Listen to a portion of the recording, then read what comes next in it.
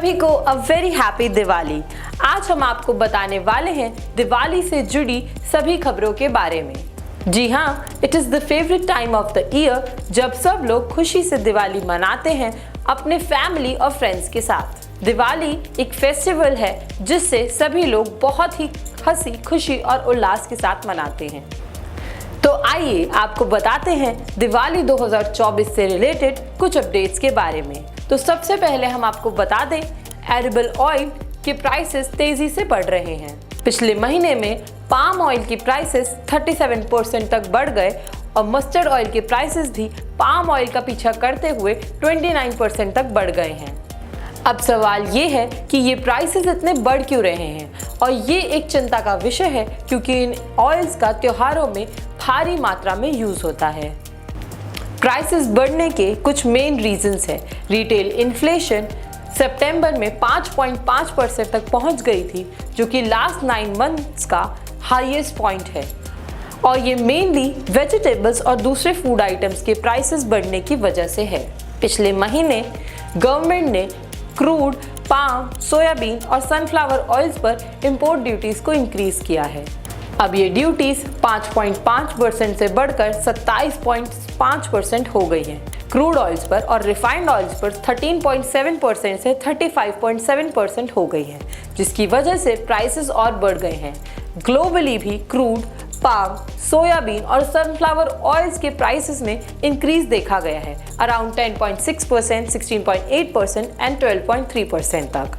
क्योंकि इंडिया अपने edible oils का डिमांड 58% इंपोर्ट करता है, ये इंटरनेशनल प्राइस राइज हमें भी डायरेक्टली इम्पैक्ट करते हैं, और हम वैसे भी वर्ल्ड्स बिगेस्ट इंपोर्टर हैं वेजिटेबल ऑयल्स के। लेकिन ये सिचुएशन कुछ टाइम तक चेंज होने के चांसेस कम है, क्योंकि अभी के लिए गवर्नमेंट इंपोर्ट ड्यूटीज को कम करने के मूड में नहीं है। एक्सपर्ट का कहना है कि अगर इंडिया को एडिबल ऑयल्स में सेल्फ सफिशिएंट बनना है तो हमें ऑयल सीड फार्मिंग को सपोर्ट करना होगा। आइए अब बात करते हैं योगी सरकार की, जिन्होंने हाल ही में लगभग 8 लाख एम्प्लॉयज़ के लिए 1 महीने के बराबर सैलरी अनाउंस की है, और इसके अलावा फेस्टिवल सीजन को मद्देनजर रखते हुए यूपी सरकार ने सैलरी 30 अक्टूबर तक रिलीज करने का आदेश दिया है। बोनस और सैलरी के अलावा उत्तर प्रदेश सरकार ने 17 लाख राज्य के एम्प्लॉयज़ और टीचर्स के लिए डीए यानी कि डीएनएस अलाउंस में 3% का इंक्रीज किया है। ये डीए अलाउंस 1 जुलाई से लागू होगा। सिर्फ उत्तर प्रदेश सरकार ही नहीं, बाकी राज्य जैसे कि अरुणाचल प्रदेश, छत्तीसगढ़, उड़ीसा ने भी अपने एम्प्लॉयज़ का डीए इंक्रीज किया है। अब क्योंकि हम बात कर रहे हैं दिवाली की, तो प्रदूषण की बात करना लाजमी है। दिल्ली में एयर क्वालिटी इंडेक्स, जिसे हम आम भाषा में AQI बोलते हैं, मंगलवार यानी ट्यूसडे को 272 रहा, जो कि पुअर कैटेगरी में आता है, जो कि सोमवार के मुकाबले में कम हुआ है, पर ज़्यादा फर्क नहीं है। दिल्ली सरकार ने इस पोल्यूशन को कम करने के लिए कई कदम उठाए, जैसे कि पटाखों पर बैन। इसके बावजूद लोग गुड़गांव और नोएडा से पटाखे ला रहे हैं, और इसके अलावा लोग चोरी छुपे भी पटाखे बेच रहे हैं। जैसा कि हम जानते हैं कि ये पोल्यूशन जहर से कम नहीं है, जिसके चलते लोगों को सांस लेने, आंखों में खुजली जैसी कई दिक्कतों का सामना करना पड़ रहा है। लेकिन फिक्र करने की बात यह है कि अभी दिवाली के मौके पर जो थोड़ा सुधरा हुआ AQI है, उसमें और बढ़ोतरी ना हो। आइए अब हम बात करते हैं राम की नगरी अयोध्या के बारे में। राम की नगरी अयोध्या में भी दिवाली की पूरी तैयारी है। इस बार दीप उत्सव में 28 लाख दिए जलाकर एक नया वर्ल्ड रिकॉर्ड सेट होगा। ये दिवाली राम मंदिर के इनॉग्रेशन के बाद पहली दिवाली है। राम टेम्पल ट्रस्ट ने कहा कि दीपोत्सव पर एनवायरमेंटल प्रोटेक्शन पे भी फोकस किया गया है।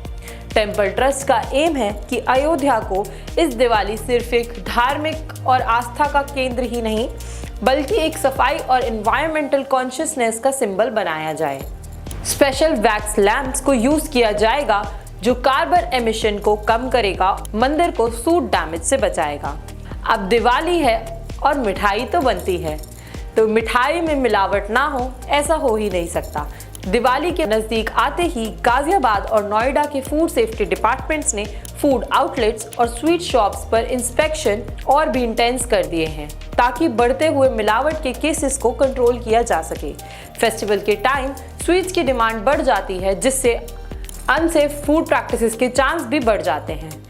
रिसेंट इंस्पेक्शन के दौरान नोएडा के सेक्टर 155 में 45 किलो मिलावट वाले स्वीट्स डिस्ट्रॉय किए गए। वहीं फ्राइडे को 200 किलो रसगुल्ले डिस्कार्ड किए गए क्योंकि उनमें कीड़े पाए गए।